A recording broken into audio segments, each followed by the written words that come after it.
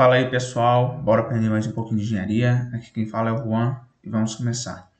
Hoje vamos aprender o traçado de diagramas. A estrutura analisada vai ser essa estrutura aqui, que é uma viga biapoiada com um carregamento triangular. Para a gente poder fazer o traçado do diagrama de força cortante e também do diagrama de molde fletor, vamos precisar das reações de apoio, tanto no apoio A quanto no apoio B.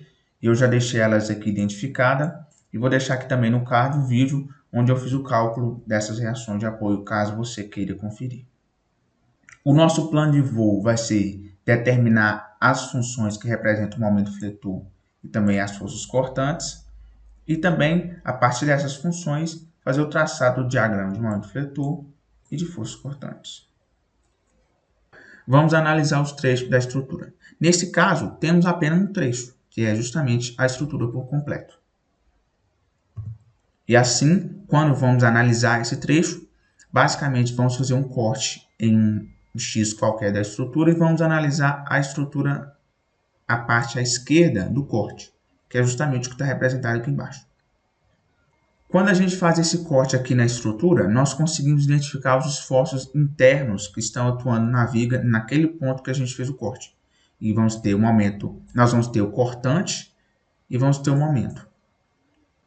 Quando fazemos um corte e olhamos para a esquerda, o cortante naquele corte vai estar apontando para baixo, o cortante positivo, e o momento vai estar no sentido anti-horário. Daí, o objetivo do nosso vídeo é justamente encontrar esse MX e esse VX, e a partir daí a gente utilizar essas duas incógnitas para traçar o diagrama de cortante e de momento fletor. Para isso, vamos utilizar o somatório de forças ao longo do eixo Y, igual a zero, e o somatório de momento em relação a um ponto qualquer, também igual a zero. Começando pelo somatório de forças ao longo do eixo Y, nós vamos ter que contabilizar as forças que estão no sentido de Y. Vamos ter a reação VA apontando para cima, vamos ter a cortante apontando para baixo, e vamos ter que agora determinar a resultante dessa força distribuída triangular que está apontando para baixo. Para a gente transformar uma força distribuída em uma força concentrada, basta a gente encontrar a área da figura que a carga distribuída forma. Nesse caso, a nossa carga distribuída ela forma um triângulo. E a área de um triângulo é base vezes a altura dividido por 2.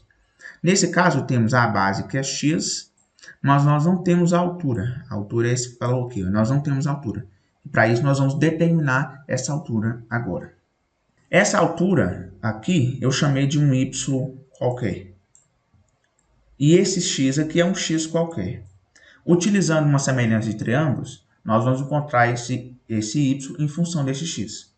Esse triângulo pequeno aqui é uma parte desse triângulo completo aqui, que é a estrutura como um todo. Então, vamos contar assim. O 3 está para 10, que é essa altura aqui. Assim como o x aqui está para o y aqui. E daí, isolando o y, nós vamos encontrar 10x sobre 3. Então, esse y é essa altura, é esse valor aqui, ó. Então, agora, a partir disso aí, a gente já consegue encontrar a carga concentrada, que é a carga equivalente dessa carga distribuída triangular.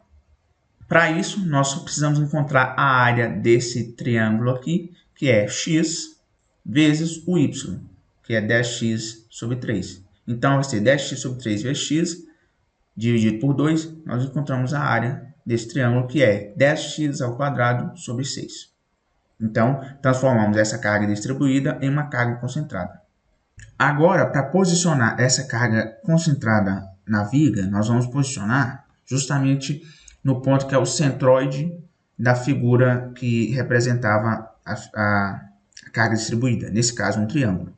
O centroide de um triângulo é justamente a 1/3, começando aqui da parte maior do triângulo. Então, como aqui temos x, então essa distância aqui vai ser a x sobre 3. Agora podemos finalmente fazer o somatório de forças ao longo do eixo y. Vamos ter o VA apontando para cima, igual a 5 kN, então entra com valor positivo. Vamos ter o 10x ao quadrado sobre 6 apontando para baixo, entra com valor negativo. E vamos ter o Vx apontando para baixo, entra com valor negativo. Como não temos mais nenhuma força no sentido de y, a gente iguala a zero. E aí, isolando o Vx, que a gente está procurando é justamente o Vx, isolando o Vx, nós encontramos uma equação de segundo grau que está apresentada aí na tela. Então, essa é a equação que representa a cortante ao longo de toda a nossa estrutura em função do x. Agora, vamos fazer o somatório de momento em relação ao ponto P, que é o ponto onde a gente fez o corte. Vamos contabilizar o momento positivo, que é um momento no sentido horário, e vamos analisar quais forças que geram momento nesse ponto P. Temos um momento mx concentrado aqui no sentido anti-horário, então eu entro com sinal negativo, já que datamos o sentido positivo como sentido horário. Temos um momento devido a essa força concentrada, que vai ser um momento nesse sentido, ou seja, um momento no sentido anti-horário, vai entrar com sinal negativo também. E temos um momento devido ao VA, que vai ser nesse sentido. E aí vai ser um momento positivo. Agora vamos fazer esse momento, contabilizar o momento. Então, somatório de momento em relação ao ponto P. Vamos ter o menos mx, está no sentido anti-horário. O momento devido a essa força de 10x ao quadrado sobre 6 vai ser o 10x ao quadrado sobre 6 vezes a distância da linha de ação da força até o ponto. E é justamente essa distância aqui, que é x sobre 3. Então, vai ser 10x ao quadrado sobre 6 vezes x sobre 3. Justamente está aqui no sentido anti-horário, então entra com sinal negativo. E o momento devido ao VA é o 5, que é o VA, vezes o x, que é justamente a distância da linha de ação da força, que é a linha que passa pela força, até o ponto P. E aí, como não tem mais momento, a gente iguala a zero. E daí, isolando o mx, que é justamente o que a gente quer, vamos encontrar uma equação de terceiro grau, que é a que está apresentada aí na tela. Agora, já que encontramos a equação que representa o cortante e também a equação que representa o momento fletor, vamos partir para o traçado desses diagramas. Começando pelo traçado do diagrama das suas cortantes, nós temos que a equação que representa a cortante ao longo de toda a viga é essa equação aqui, uma equação de segundo grau. Para a gente poder fazer uma parábola, a gente vai precisar de no mínimo 3 pontos para a gente poder traçar essa parábola. Então, vamos analisar o nosso trecho. O nosso trecho tem os extremos, que é x igual a 0 e x igual a 3. Então, vamos analisar esses dois valores. Então, se a gente jogar 0 aqui nessa equação, nós vamos encontrar uma cortante igual a 5. E é justamente o que está aqui. Então, no x igual a 0, a cortante igual a 5. Se a gente jogar o x igual a 3 nessa equação, nós vamos encontrar uma cortante igual a menos 10. É justamente está aqui. X igual a 3, a cortante é menos 10. No entanto, a gente precisa de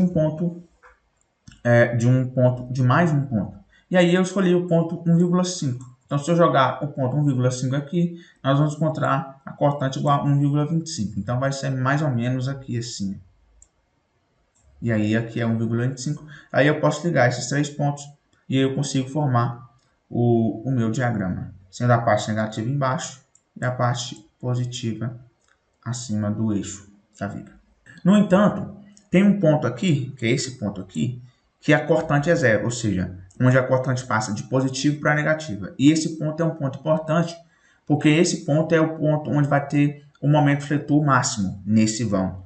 Então, eu preciso saber que ponto é esse para eu poder calcular e identificar o momento fletor máximo aqui nessa viga. Como essa curva azul é uma curva que representa a nossa parábola, a nossa equação de segundo grau, para a gente saber esse valor que ela toca o x, ou seja, isso aqui é um x, né? Então, esse valor que é zero, ou seja, o valor que toca o x, basta a gente encontrar as raízes dessa equação, que é uma equação de segundo grau. A gente encontra ali, utilizando Bhaskara, a gente vai encontrar duas raízes. Uma raiz negativa e uma raiz positiva. Como nesse caso aqui, nós estamos considerando um valor positivo, não faz sentido a gente considerar o x negativo. Então, a gente vai considerar o valor positivo de x. Daí, esse ponto aqui é justamente um valor igual a 1,73 metro. Então, esse é um ponto muito importante que a gente vai considerar esse ponto quando a gente fizer o traçado do diagrama de momento fletor mais à frente. E por fim, agora vamos fazer o traçado do diagrama de momentos fletores. A nossa equação é essa equação aqui. E vamos pegar os extremos do nosso intervalo, da nossa viga, que no caso é o x igual a 0. Então, se a gente jogar o x igual a 0 aqui, nós vamos ter um momento igual a 0, que é justamente aqui no apoio à esquerda. Se a gente jogar o x igual a 3 nessa equação, vamos ter um momento igual a zero, que é também o x, o ponto aqui no apoio à direita. E quando a gente vai analisar o ponto máximo, que é o x igual a 1,73, que a gente acabou de calcular, nós vamos ter um momento máximo, que é o momento igual a 5,77 positivo. Então, esse x aqui, que dá o momento 5,77. Como o diagrama de momento fletor, a parte positiva fica abaixo da viga, então nós temos a parte positiva abaixo da viga. E esse ponto aqui, o ponto x igual a 1,73, é o ponto que vai dar o momento máximo, e ele é muito importante porque nós vamos precisar desse momento para fazer os cálculos que envolver essa viga em qualquer outra análise. E assim a gente finaliza o nosso exercício e até a próxima.